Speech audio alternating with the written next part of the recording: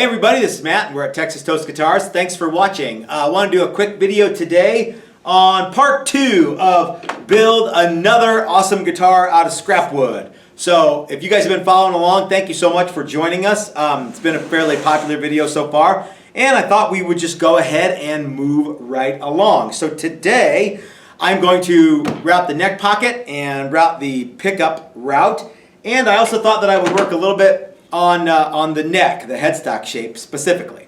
So as you will recall, this is the body that we are going to be using. It is a BC Rich Eagle style, and what I have to do next is put the neck route in here and at least some sort of pickup. On this one I'm going to be using one single humbucker, and I'm also going to be using our student neck blank, or a version of our student neck blank. This is kind of a little bit fancier than what you'll get if you come to one of the classes, but dimensionally it is the same. So it has a paddle headstock, and you can design whatever you want to work, whatever headstock shape you want, however many tuners on however many side, etc. It's got a flat heel, and it has 22 frets. The reason I went with 22 frets, Telecaster style, if you will, is because I wanted to make the neck overhang the pickup route, just in case someone with their first guitar has an issue and there's a gap or something. So I also have my student neck and pickup route template, and I have already indexed that onto the body. Now what I did was I drilled a couple of holes in the body, and they will work with a couple of pins. There's one there, and here is the other. You can kind of see it right here. And let me just slide this guy onto the to the body. And it actually, look, I'm lifting it up. There's no tape or anything like that, but it's very, very sturdy. Let me show you what this looks like up close. Okay, so you can see here is one of the pins, and here is another, and you can actually see the center line. There's a good one right there, because the center line of the template goes all the way down the side here and pokes out the neck. It goes to the center line that I've drawn on the body. So a few people have asked me how I get a center line on a body, and in this case what I did was, since I had a body to work with, even though there was no center line on it, I was able to use a couple of index points. One of them is, generally speaking, the rear strap button. That's a pretty good place to start. And then I take and measure the neck pocket and find the center of that and kind of eyeball the two together, and that usually works pretty well. So that's how I did it. Someone even asked if I even had a center line. Yes, I do have a center line. It is on my template, and that is how I got it. That's how I figured it out, where to put it. There's other ways you can go, provided your body is symmetrical. Then it's really easy. You just sort of find it. But to do guitars the way that I do it, you got to have a center line. And I would advise that if you're doing them similarly to the way I'm doing them, a center line is a great, great tool. Always have a center line, guys. So we're going to go ahead and route for the neck pocket and the bridge pickup. We're going to be using my beloved pin router to do that.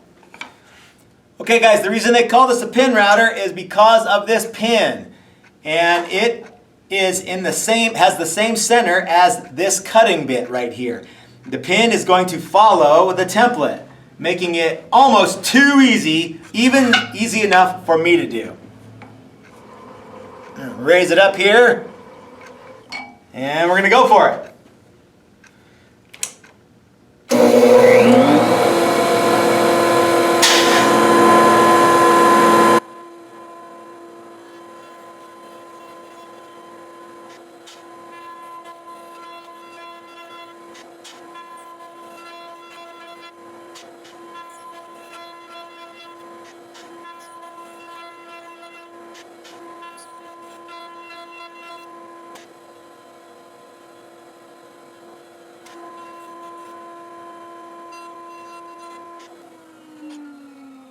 Because we're using a fender style neck, I want my neck pocket to be 5/8 of an inch deep, and it's right on the money.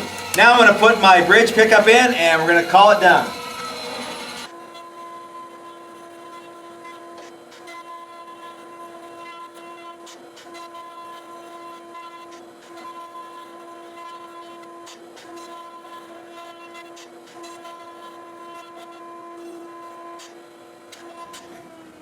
Alrighty, there we go. We have our neck pocket.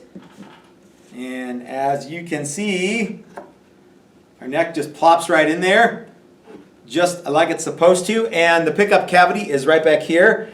So we should be super solid on this project. Now all we got to do is everything else. Okay, let's take a little break here to talk about what we do when we pull the template off.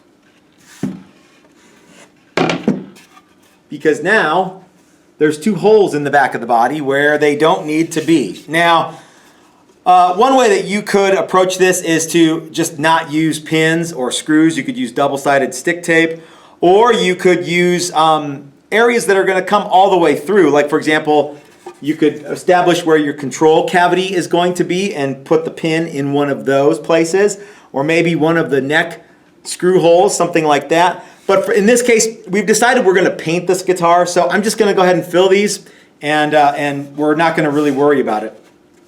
Plus, it's a scrap wood guitar, so adding 2 more pieces of scrap wood, like this 1/4-inch dowel, is not a big deal. As a matter of fact, it's part of the charm, isn't it? So that is, people have asked me, well, what are you going to do with those holes? If you plan ahead, so if you're going to do a translucent or clear finish, plan ahead, and you don't want to have a bunch of holes in the back. If you're going to paint it, no big deal. So now let's get started on the neck. All right, so as I said before, we're going to be using something that is dimensionally identical to our student neck. The only difference is it's got this stripe of wood, because this is a leftover piece of gear. This is fender scale length, Telecaster heel with a paddle. So you can, you've got a lot of real estate to work with here. I've drawn on the back of this guy what I want my headstock to look like. And it's very, very simple. It's just, it's a little bit like the old school 6 on a side BC Rich, but it's basically, you follow the holes for the standard fender, and the string should come off the nut reasonably straight. And so, yeah, that is a good thing. So now we're going to trim this guy out and clean it up.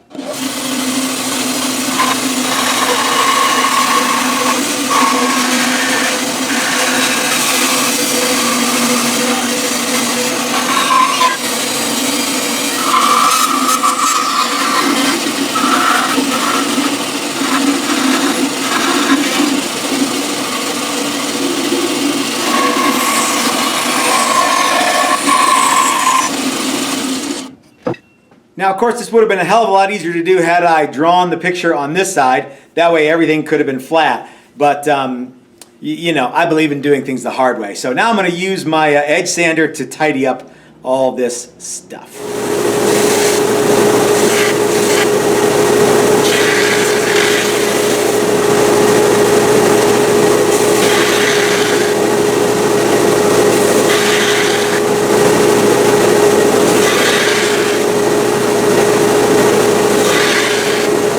Okay, so my headstock is mostly drawn out here. What I'm going to do next is I'm going to lay out my tuner holes. And for that, I'm going to use these calipers here.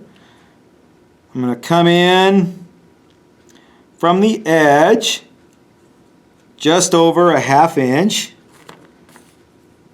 Not a lot, just a little. And then I'm going to draw a line, and I'm just going to hold the pencil in my hand nice and straight like that, and that should be close enough for what we're doing. So I've established where I want my first tuner to go, and then I'm going to get my calipers out again, and I'm going to open them up to 1 inch, because that's how much space I want in between the tuners. And I'm just going to lay them all out. Okay? Just like that. Now I'm going to take this center punch that my friend Resto Rob made for me. He has a YouTube show where he restores old tools, and that's cool. And I've known Rob for a long, long time. He made me this cool center punch. It's really, really heavy. I don't think it was supposed to be a center punch when he made it. Anyway, I'm just going to poke these guys where they go, and then I'm going to drill the holes all the way through with a brad point drill bit, matched to the size of my tuners. In this case, it'll be getting Hipshot tuners, and that is going to be that. Now, earlier I said if I was really smart, I would have put all the measurements on this side, but I actually want these guys to, I want the drill to come from this direction and poke out this direction. Why, you might ask? Well, you know how when you're using a drill press or any drill, and when the drill comes through, sometimes there's chips and junk? Well, I want all the chips and junk to be on the face because it's going to get sanded and swooped out to meet the this end of the fretboard, just like all fenders do. So any chips or junk will go away. So there, I'm using my noodle. Now I know someone's going to say if you use a backer board that won't happen, and they're probably right. But just in case, guys, just in case.